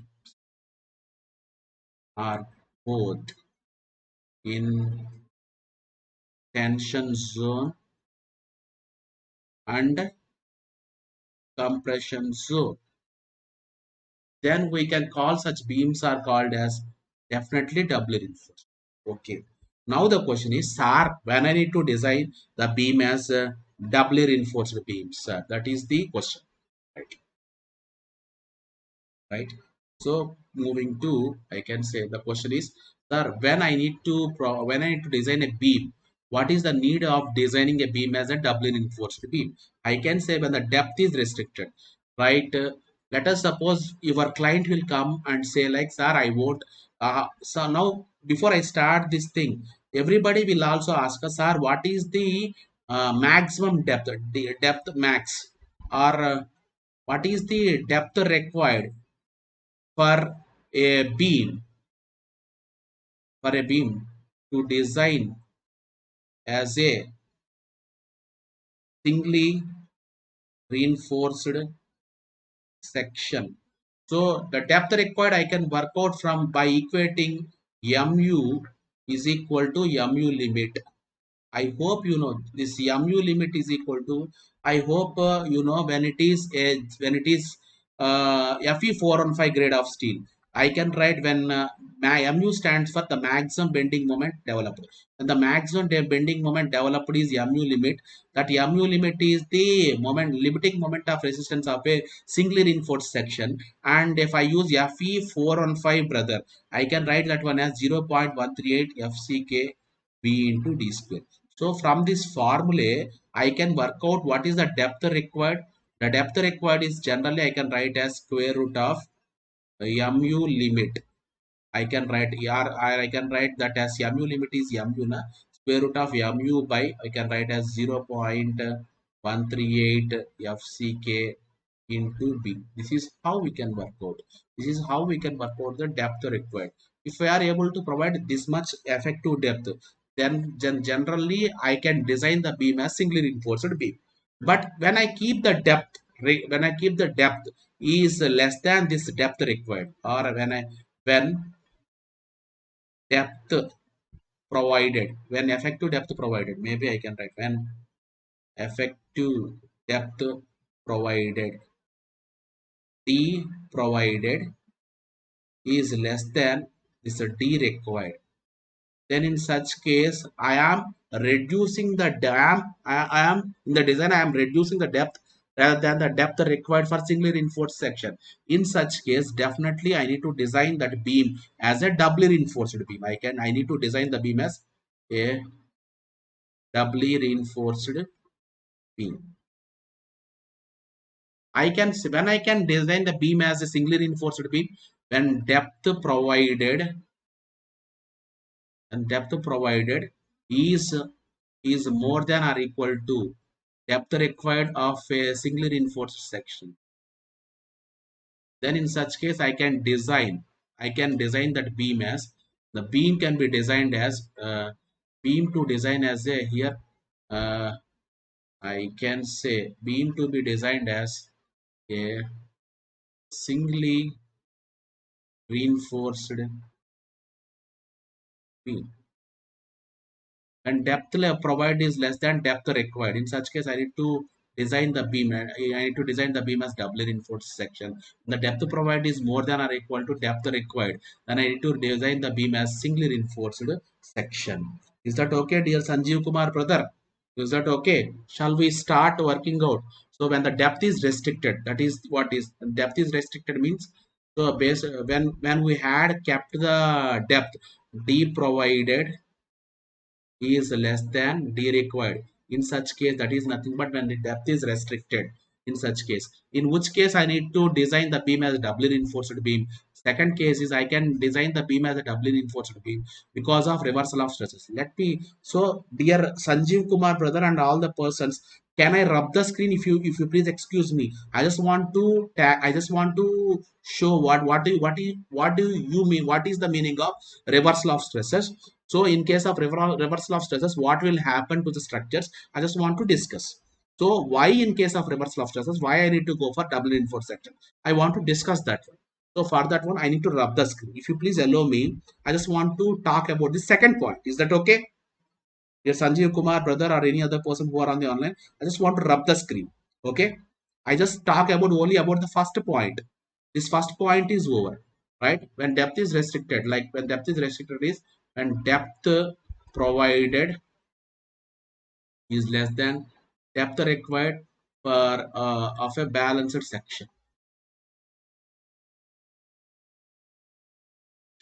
Right. Second, in which case I need to design a beam as doubly reinforced beam.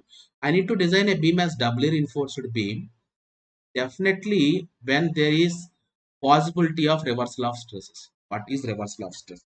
That is the question generally everybody will ask. So if I take a cantilever column, brother, for in your condition, if I take a cantilever column in this way, right?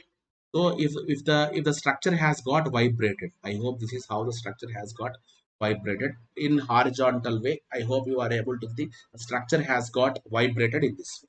Now the question is, if the structure is going to the right hand side, this is how this is how the structure will bend, right?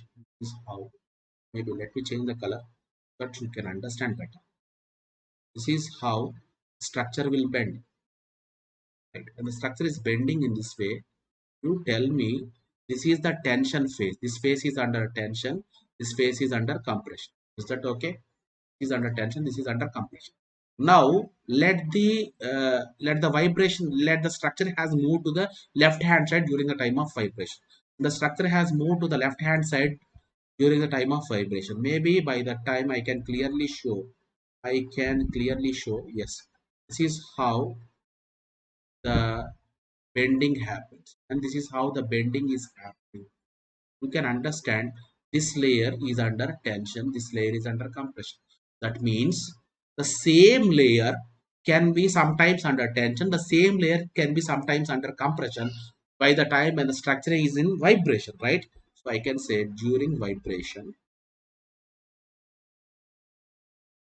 due to any load, due to any load, the same phase of beam will be subjected to both tensile nature and compressive nature. Such change in nature of stresses on the same phase is nothing but reversal of stresses. Such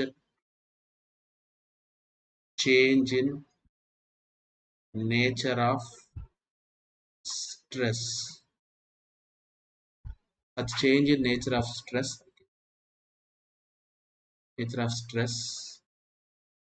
uh, on the same phase or layer, change in the nature of stress on the same phase or layer is called reversal of stress. I hope when the nature of stress has got changed, we can call that structure is subjected to reversal of stresses. Reverse in the sense the nature of stress has got reversed. from tension to compression, from compression to tension. That means this phase will also be subject to tension, this phase will also be subject to tension. As concrete is weak in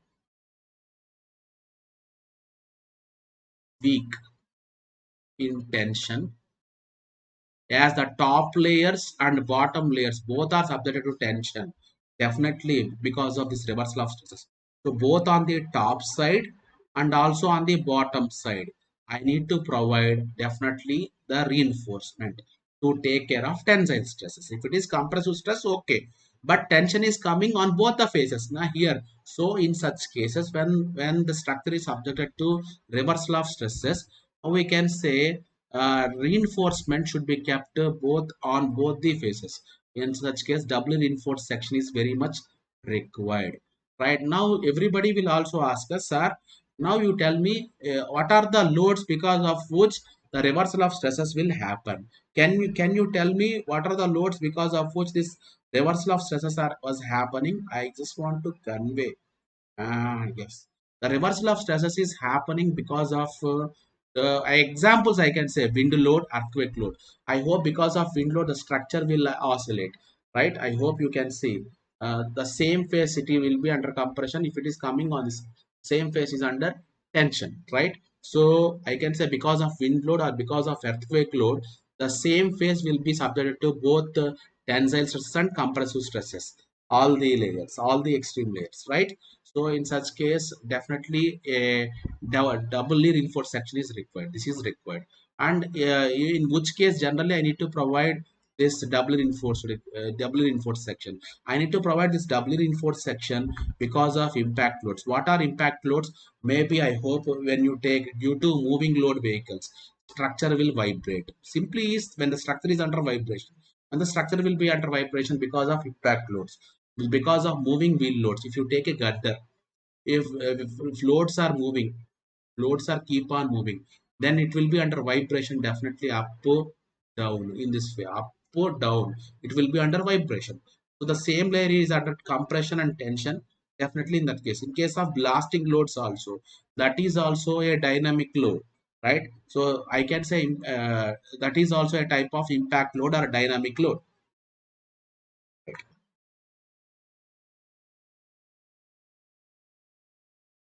sir sir पैर sir पैर क्यों हिला रहा है? Fire. Okay, okay, okay. Okay, okay, okay. I understood. Okay. So you are asking like why I'm shaking my legs. Okay.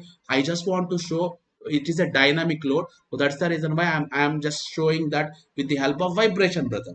So this doubly reinforced sections are required when there is some vibration is coming. That vibration will come into picture because of wind load, earthquake load, and I can say due to moving loads or because of blasting load. I hope you know blasting load because of a bomb blast, that load that is acting on the structure that will create vibration, wave effect of water.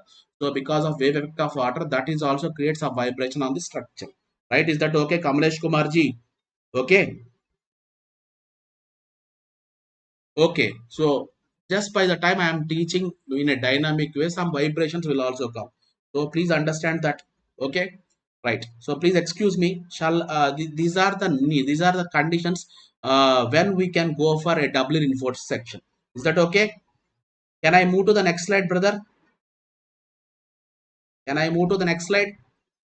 क्या next slide पे जा सकता हूँ? Can I talk about the next slide? So, okay, some people will say like, sir, okay, so is there any other condition when I can go for this doubly reinforced section? Yes, definitely. So I just want to rub the screen here, maybe rubbing the screen. I just want to see, generally if you take a beam, here there is reaction here and here there is reaction, right? As the maximum reactions are there at supports. I hope you can say at supports maximum shear force is there. Now, I hope you know due to flexure, you can provide maybe reinforcement here on the bottom.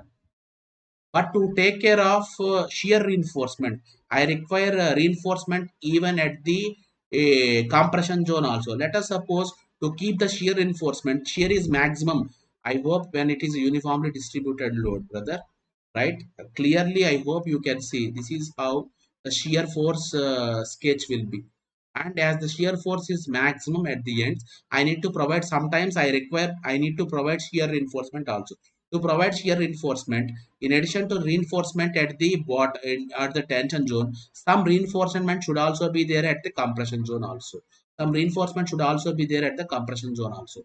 When there is both when there is both tension reinforcement and compression reinforcement, then only I hope I can provide this shear reinforcement. To provide this shear reinforcement, even in this case of shear reinforcement to provide, I need to provide the reinforcement, and I need to provide this compression reinforcement at the supports. So that's the reason why if you take section x1, if you can see, this reinforcement is there on the compression. Why I am keeping that compression reinforcement at the supports, generally to provide this shear reinforcement clearly. To provide shear reinforcement clearly, I need to provide this compression reinforcement, right? Yes, yes.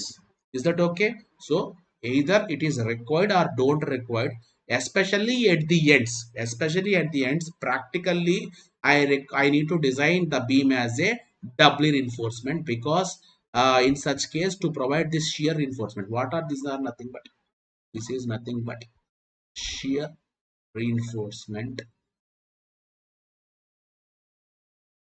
in the form of stirrups. Generally, to keep the stirrups, I require this compression zone reinforcement also. So this is compression zone reinforcement. This is tension zone reinforcement. Right. So even though it is not required, this compression reinforcement, to provide this shear reinforcement, I must and should provide some compression reinforcement at least at this support. That is it. So I can say maybe the fourth one is support at support section of a beam. At support section, okay, beam, I need to provide that, right? So some people will come and ask us, sir, when you will design a beam as a double reinforced beam? I can say like when MU, the next condition I can take is, maybe I can say when MU is greater than MU limit. I already teach you, right sir Rajasthan JE के exam का centre Rajasthan में कहाँ होगा sir Arjun Kumar Pal dear dear brother I am not a बाबा मुझे तो मैं इतना तक बोल सकता हूँ कि मैं तो बाबा तो नहीं हूँ तो please excuse me brother if you guys don't expect me like where the center can be in Rajasthan. There are maybe so many centers are there. In which center you will get, I don't know. If I am a Baba, if I am a God, then only I can tell you. I am not at all a God. How would I know? There are so many centers in Rajasthan. So please excuse me. Please don't ask such things. If you आपको इच्छा नहीं है तो please वो जो कुछ subject की बात है सब्जेक्ट की बात तक पूछ लीजिए. जो कुछ मुझे समझ में नहीं आता है किसी को भी पता नहीं है. Only just God only knows. So you can pray for till by the time exam all ticket will come. So please, you cannot ask. Nobody can answer that one. Okay, Arjun Kumar Pal, right? So please excuse me for that. Okay. So I am saying if I know something, I will say that one. आप जो कुछ question ऐसे question पूछ रहे हैं जो कुछ बाबा लोग या कुछ मैजिशियन लोग बता सकते हैं कुछ कुछ खुदा बोल सकते हैं ऐसा कुछ पूछ रहा है तो nobody knows. Even don't ask such type of questions about to any faculty or to even to your friend also. Nobody can predict. Nobody can predict. So please. So one more thing. So some people will also ask us, sir, when I can go for this doubly reinforced section? I can say a simple thing like when MU is the bending moment due to external loads. Now this is a beam, for example. Beam is supported with uniformly distributed load of load W. What is the maximum bending moment that is possible? For which bending moment I need to design the cross section of the beam. I need to design the bending moment for I need to design the beam for a bending moment of WL square by 8, where this W is the factored load, right? So this is mu, I can work out, it is the bending moment due to external loads. I can say can be worked out from structural analysis program, SA program, or from I can say a strength of materials program, where your teacher had already teach you how to work out the maximum bending moment, how to work out the maximum shear forces. That is from structural analysis program only. And what is this mu limit? What do you mean by mu limit? It is the moment of resistance of a singly reinforced balanced section. So I already worked out. I mean to say already given formulas derivation also. Like example, like for FE 415, what is the MU limit that we got as? We had already derived 0.138. I had already derived 138 0.138 FCK BD square. So if it is, I can say like FE for FE 500. I can use mu limit as 0.133 FCK BD square. That means this and this are known when the developing bending moment is more than limiting moment of resistance of a singly reinforced section. In such case, I need to design the beam as a doubly reinforced beam. So guys, if you please excuse me for today, as the timing has already got over. So for today, if you please excuse me, I will continue about this limit state of flexure in your next coming session. In your next coming session, I will teach the theory of doubly reinforced section. I will teach how to design for doubly reinforced section, how to analyze for doubly reinforced section, and in your next class, I will work out the problems also on doubly reinforced section. Okay, so please excuse me as the time has already got over. 2 hours are already over, right? So guys, so please excuse me. I am ending the session for today. Right. Before I end the session, I just want to convey like if you are a serious aspirant of GATE or ESE or maybe any other competitive examination like maybe Rajasthan JEE, some people are interested SSC JEE or any other JEE examination. For any of the JEE examinations or anything, basically the thing is subject is the key. जो कुछ competitive exam जो कुछ भी हो भाई subject is the key, but the level of questions maybe that is asking are different.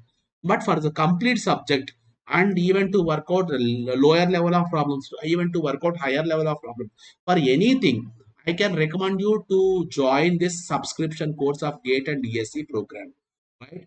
And if in terms of payments, I can say for 12 months subscription, you can directly use this code VT10 for any of the subscription, either 12 months, 18 months, or 24 months. For 12 months course, the cost after 10% discount is 27,225. For 18 months course, the cost after 10% discount is this much. For 24 months subscription, after 10% discount, the cost is 39,600. Brothers, for any of this subscription, if you want to take either 1 month also, I can say like definitely you need to use this code VT10. When you use this code VT10, definitely directly 10% discount will directly come on all the courses in Unacademy. Plus, when you use this code VT10, directly it shows your trust on me. And I can say like it will directly connect between you and me. If you are using this code VT10, I can definitely say like I can take care of your entire preparation if you are able to use this code VT10. So if you are a serious aspirant, then definitely I can recommend you to use this one, right? Then definitely I can recommend you to join our subscription course, right? And I just want to say like every day my class in this GATE 2021 rankers batch in this Let's Crack GATE and ESE Civil YouTube channel. My class is happening by 11 a.m, right? 2 hours my session will be there, except on marathon sessions. Generally it will be 2 hours session. If it is a marathon, it can be 4 hours or it can be 5 hours. So I can say like every don't miss my classes every day. My class will be day every day except on Sunday and Monday. Except every day my class will be there, right? And I just want to convey one more thing also. Like I already started a Telegram group. So in the Telegram group, if you come down, you are able to post your doubts. I can resolve your doubts if it is in structural engineering subjects are there. If your doubts are from non-structural subjects, other faculty in that group can resolve your doubts. And the name of the channel is this one. Unacademy underscore civil engineer Tilak. If you want a direct link for that one, this is the link which is showing. And you can write down that link. It is Unacademy underscore civil underscore engineer underscore Tilak. I hope you can say these are capital letters. C is capital, E is capital, T is capital. So you just try to press over that link. It will redirect you guys to my channel. One thing. And don't forget to press the bell icon. If you press the bell icon, the future coming videos will also be notified to you. That is the one advantage. And to do more content from our side, please raise a thumbs up, and please share this video to more of your friends so that they will also get benefited from this free courses at least. Okay, so please subscribe to this Let's Crack Gate and ESC Civil YouTube channel, and please share the same thing to your friends also. Thank you very much. End of the session. Second. End of the session, brothers. Thank you very much.